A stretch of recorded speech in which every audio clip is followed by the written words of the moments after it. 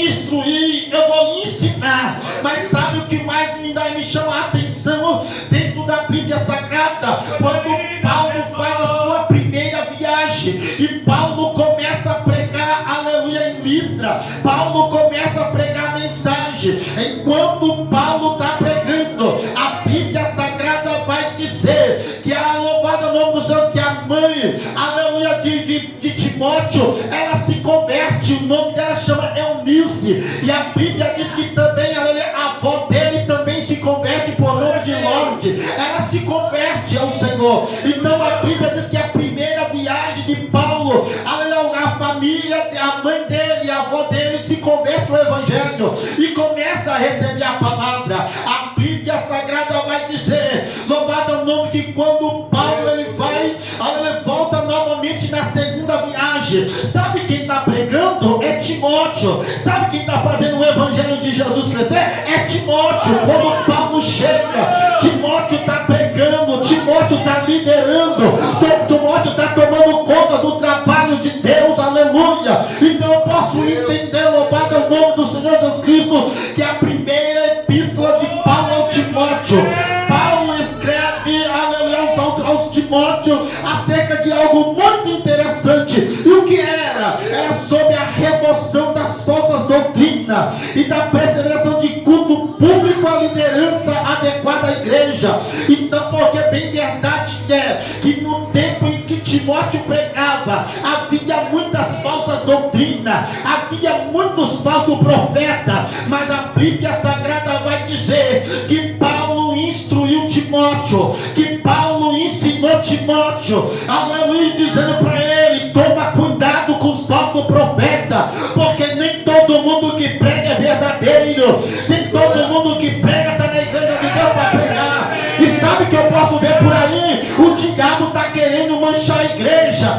muita gente dizendo que é pastor, mas está infiltrado dentro das nossas igrejas, querendo enganar, querendo mentir, mas não permanece não, meu irmão, que nós vemos na reportagem. A capa cai, aleluia, a capa cai, a vergonha vem, porque o evangelho não pode ser vergonhado não, evangelho de Deus não é barganha não, evangelho de Deus é renúncia.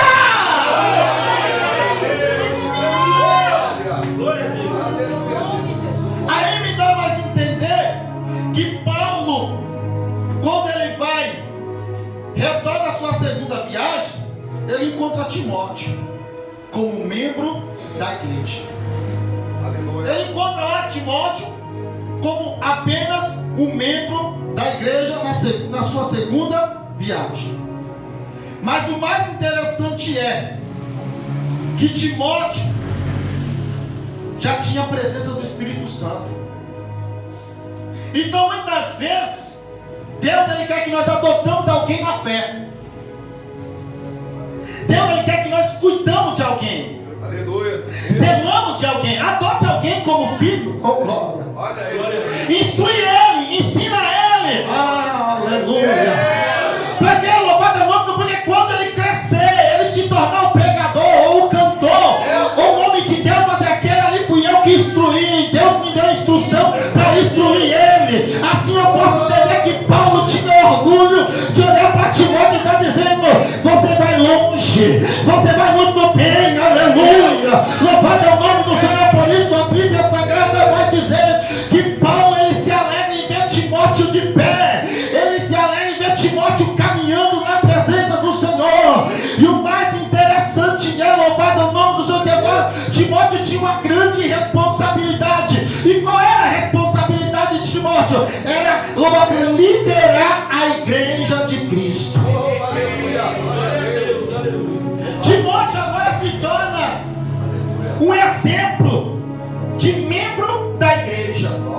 Todos que olhavam para Paulo estavam dizendo: esse aí é um membro diferenciado, esse aí é um membro diferente. Paulo instruiu, Paulo ensinou, e ele acatou tudo que Paulo falou para ele. Glória a Deus. Como Paulo fosse o seu líder, Paulo estava liderando a Timóteo, ensinando a ele, porque bem verdade é que Paulo ele dizia: não estarei muito tempo convosco, porque Paulo sabia que a qualquer momento podia acontecer qualquer coisa na vida dele, mas a palavra de Deus seria pregada. Glória a Deus. Aleluia.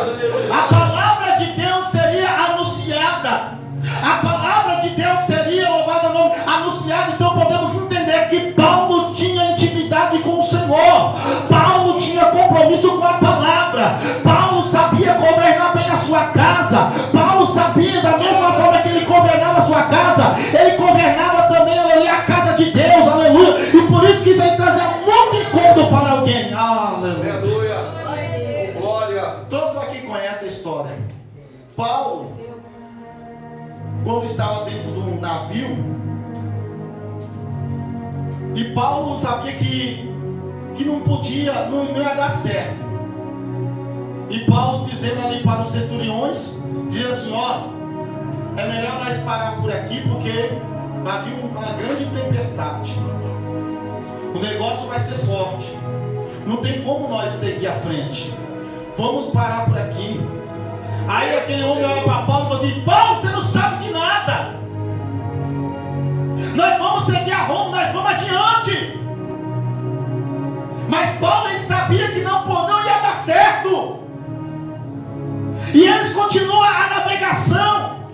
E aconteceu que o Paulo havia dito: vem agora um grande naufrágio ali, louvado é o nome do Senhor. E naquela situação de desespero tomar conta. E dentro daquela embarcação tinha 276 pessoas que morreriam no naufrágio. Mas interessante é, Paulo acreditava em Deus. Paulo confiava no Senhor. E Paulo disse que ninguém vai morrer, ninguém vai descer a sepultura. Quer dizer isso? Paulo está dizendo: todos serão livres desse naufrágio, porque ninguém vai morrer. E o mais interessante é porque Paulo tinha confiança em Deus. Aí Paulo, mas ninguém vai morrer. Mas sabe o que o centurião falou? Se nós deixar esses homens pular na água, eles vão nadar e vão fugir. Sabe o que nós vamos fazer? Vamos matar todos eles, para que nenhum venha fugir, nenhum prisioneiro. Mas Paulo entra na intervenção e fala assim: não, nós não vamos fazer nada com ninguém. Ninguém vai fugir, fica tranquilo. Segundo alguns historiadores da Bíblia, diz que a embarcação despedaçou. Mas o mais interessante é a confiança de Paulo: ninguém vai morrer. E ninguém morreu. Eles foram parar numa ilha chamada Malta. E quando eles chegaram na ilha chamada Malta, a Bíblia diz que lá havia uns bárbaros naquela cidade, naquela ilha. E ali, louvado o nome, acenderam uma fogueira. E Paulo foi ajuntar madeira. E a Bíblia diz que quando Paulo joga a madeira no fogo, uma víbora pula da mão de Paulo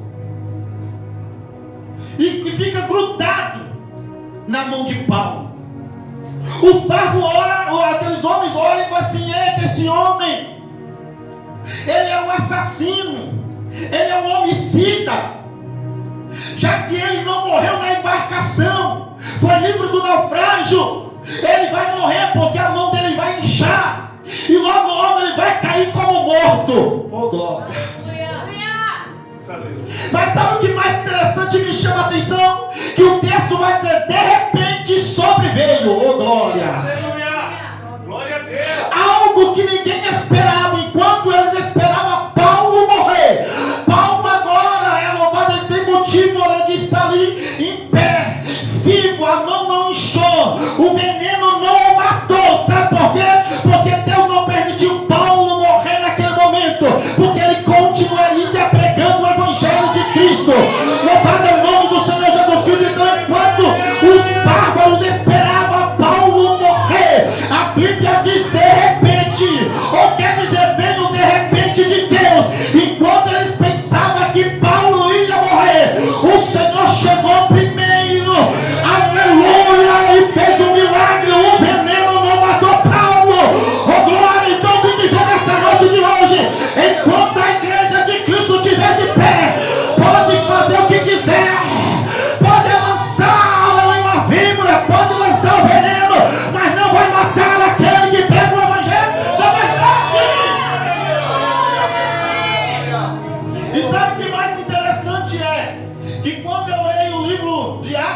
Apóstolos, do seu capítulo 1 até o capítulo de número 28, ali se encontra 3 de repente de Deus. 3 de repente de Deus. No livro de Atos, capítulo 2, e cumprindo-se o dia de Pentecoste, todos estavam reunidos no mesmo lugar. De repente, veio do céu como um vento veemente e impetuoso, e encheu a casa onde todos estavam sentados. Oh, glória! Sabe o que eu vim dizer para você nessa noite? A presença de Deus vai lhe envolver nesta noite. A graça do Senhor vai te envolver nesta noite. Crente cheio do Espírito Santo não tem medo de nada. Crente cheio da graça não tem medo de nada. Então, de repente de Deus vai acontecer sobre a tua vida. Levanta a mão para receber.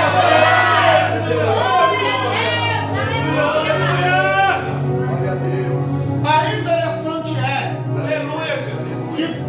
que a igreja primitiva continuou o evangelho